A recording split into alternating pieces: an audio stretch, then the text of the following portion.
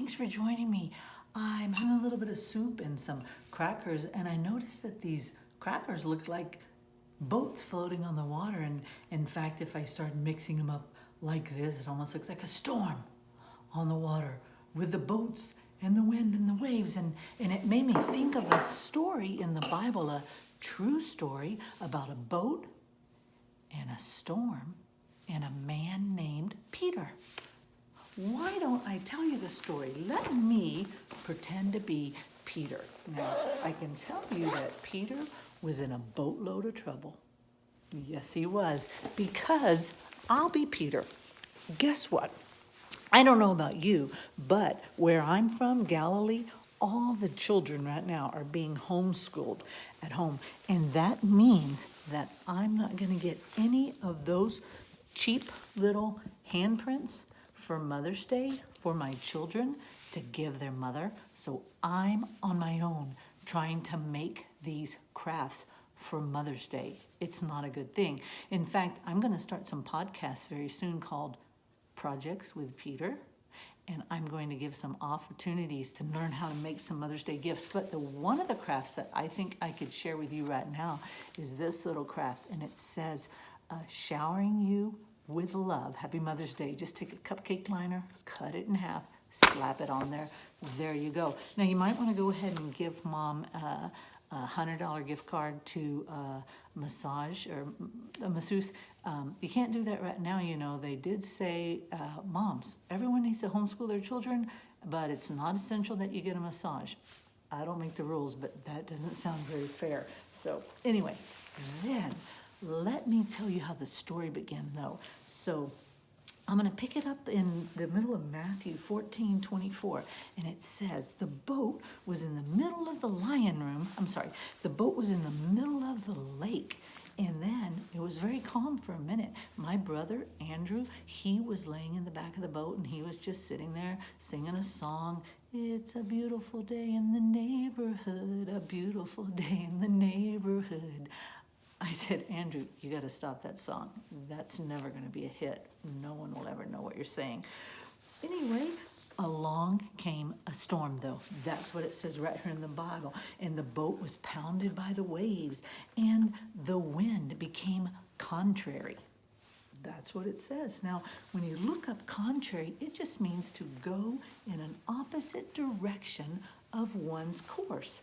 It's like we would say, I want to go to school with my friends and my teacher and my playground, and then they say, no, you're going to stay at home with your mom and have more Zoom meetings than you could ever possibly need to have. That's contrary. In fact, it's the opposite of what is normal. And sometimes when life is not normal or contrary or the opposite of what we want, it can just be hard and it can be scary. And that's exactly how we felt on the boat that day. But you know what happened? Jesus showed up. It says in verse 27 that immediately Jesus came walking on the water, and he said 3 things. He said, take courage. I am here. Do not be afraid. I like to call that a Jesus sandwich. Take courage. Do not be afraid. And right in the middle is Jesus. I am here. Now, here's where it gets really exciting, because I show up on the screen and all. Now, there's kind of rumors about my floating around on the internet about my impulsivity. Ask your mom what that means. But anyway, it's not always true. I said, Jesus, can I come out on the water with you?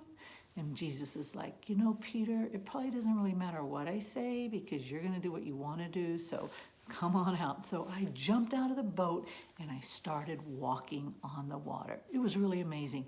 You're probably familiar with this part of the story, but maybe not. And I was like, Jesus, take my picture. I want to be on Instagram.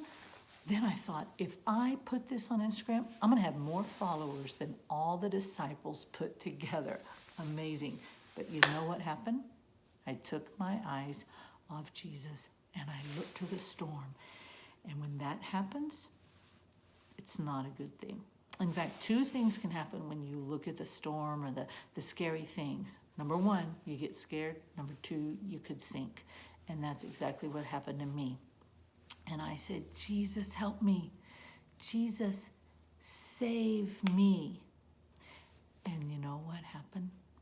He did. It says in verse 31 that Jesus stretched out his arm and he took hold of me, and I was saved.